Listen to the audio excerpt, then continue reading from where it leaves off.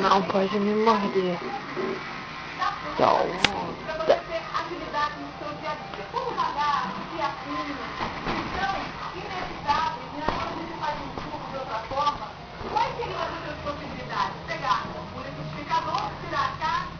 Toma, Luiz.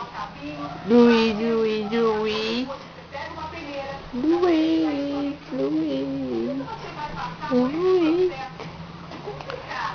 O que você quer?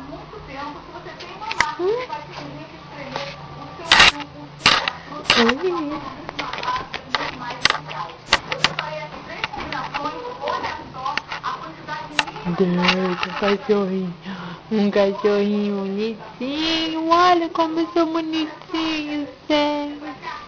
Ai, eu sou tão bonitinho.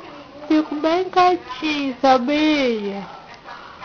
Mordendo o dedo da minha mãe.